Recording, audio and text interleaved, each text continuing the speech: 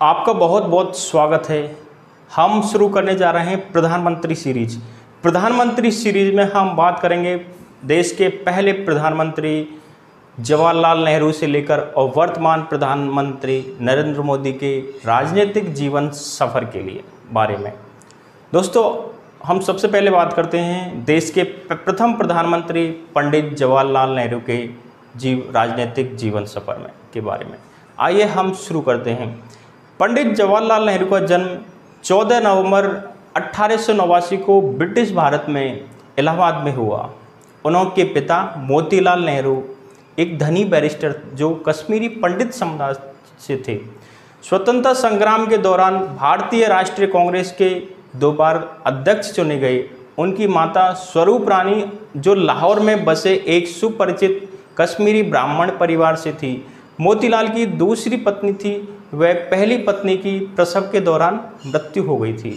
जवाहरलाल नेहरू 3 बच्चों में से सबसे बड़े थे, जिसमें बाकी 2 लड़कियां थीं। उन्होंने अपनी स्कूली शिक्षा हैरो से और कॉलेज की शिक्षा ट्रिनिटी कॉलेज लंदन से पूरी की। इसके बाद उन्होंने अपनी लॉ की डिग्री कैम्ब्रिज विश्वविद्यालय से पूरी की। इंग्लैंड में उन्होंने 7 साल व्यतीत किए, जिसमें वहाँ के फैबियन समाजवाद और आयरिश राष्ट्रवाद के लिए तर्कसंगत दृष्टिकोण विकसित किया। जवाहरलाल नेहरू 1921 में भारत लौटे और इसके बाद वकालत शुरू की। 1916 में उनकी शादी कमला नेहरू से हुई। 1917 में Jawaharlal Nehru home rule league में शामिल हो गए। राजनीति में उनकी असली दीक्षा 2 साल बाद 1919 में हुई, जब वे महात्मा गांधी के संपर्क में आई। उस समय महात्मा गांधी ने रॉलेट एक्ट अधिनियम के खिलाफ एक अभियान शुरू किया था। नेहरू महात्मा गांधी के सक्रिय लेकिन शांतिपूर्ण सविनय अवज्ञा आंदोलन के प्रति खासे आकर्षित हुए। राजनीतिक जीवन के बारे में जानते हैं। इनका राजनीतिक जीवन कैसा था?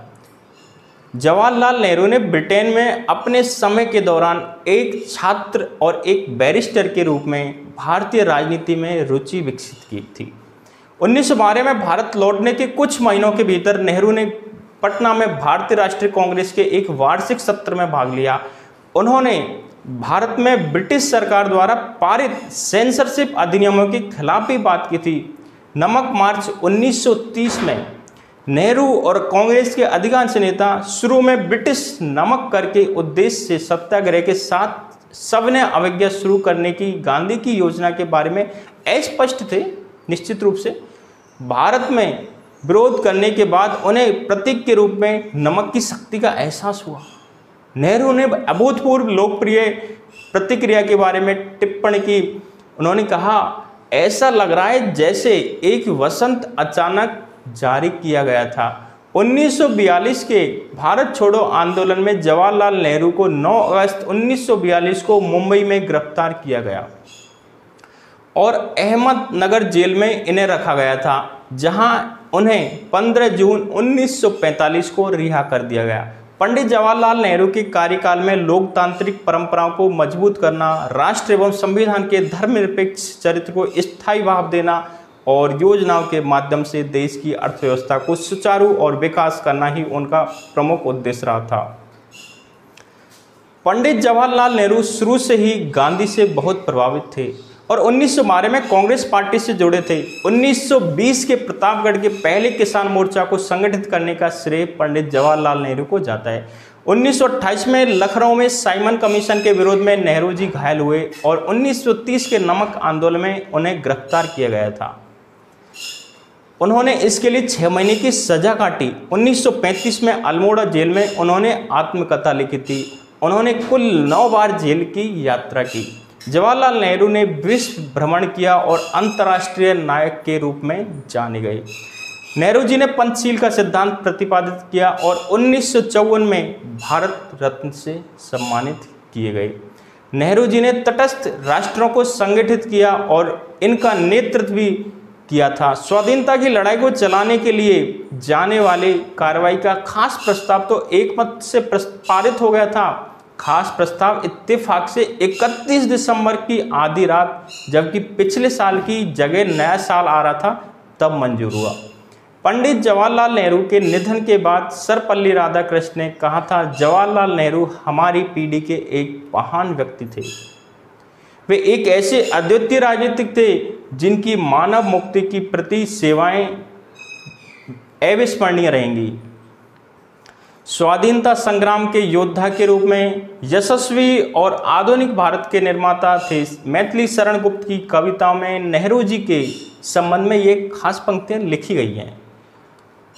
इन पंक्तियों में लिखा गया है, हम कोटि कोटि कुटुंबियों की और विश्व विशाल की सुख शांति चिंता थी तुम्हारी सहचरी चिरकाल की। तुम जागते थे रात में जबकि सोते थे सभी, जनमात्र की सच्ची विजय यह जवाहरलाल की। 1962 के बाद नेहरू के स्वास्थ्य में लगातार गिरावट होने लगी और उन्होंने 1963 तक कश्मीर में स्वस्थ होने में महीनों बिताए। कुछ इतिहासकार इस नाटकीय गिरावट का श्रेय भारत चीन युद्ध पर उनके आश्चर्य और चिंता को देते हैं, जिसे उन्होंने विश्वास के विश्वासघात के रूप में माना, क्योंकि जिस समय भारत और चीन का युद्ध हो रहा था उससे कुछ समय पहले भारत चीनी भाई भाई जैसे नारा लगाए जा रहे थे।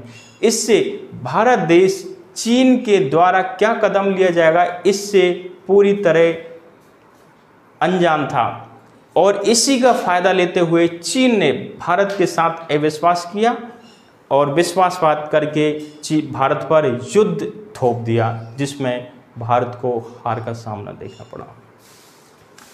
इतिहासकार इस नाटकीय विवाद का श्रेय भारत चीन युद्ध पर उनके आश्चर्य और चिंता को देते हैं, जिसे उन्होंने विश्वास के साथ विश्वासघात के रूप में माना। एक इतने बड़े नेता को भी बहुत आश्चर्य हुआ कि कैसे अंतर्राष्ट्रीय राजनीति में एक देश दूसरे का देश के साथ विश्वासघात करते हैं। 26 मई 1964 को देहरादून से लौटने पर वे काफ़ी सहज महसूस कर रहे थे और हमेशा की तरह बिस्तर पर सोने चले गए। करीब 6:30 बजे तक उन्होंने आराम से रात गुजारी। बाथरूम से लौटने के तुरंत बाद नेहरू ने पीठ में दर्द की शिकायत की। उन्होंने इन डॉक्टरों से बात की जिन्होंने कुछ समय के लिए उनका इलाज किया और लगभग इसके तुरंत बाद ही वे जमीन पर गिर गए। दोपहर बाद उनकी मौत होने तक वह बेहोश रहे।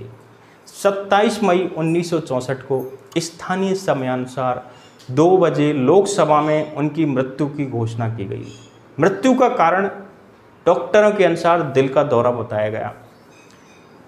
देश एक बड़े राजनेता का निधन हुआ, पूरी दुनिया से शोक संदेश आए। बहरहाल समय और परिस्थिति किसी के लिए नहीं रुकती है। इस महान देश भारत ने कितने साम्राज्यों को बनते और उजड़ते देखा है, चाहे वो सिंधु सभ्यता हो या मौर्य साम्राज्य, दिल्ली सल्तनत हो या मुगल साम्राज्य, यहाँ तक 200 वर्षों का ब्रिटिश साम्राज्य भी बना और समाप्त हुआ। लेकिन समय का चक्र हमेशा निरंतर चलता रहेगा। नई आशाएं और उम्मीदों के साथ नई शासक आते रहेंगे और इस महान देश भारत पर शासन जारी रहेगा। उम्मीद है यह देश इसी तरह विकास करे, इसी तरह प्रगति करे और नई नई ऊंचाइयों को छुए।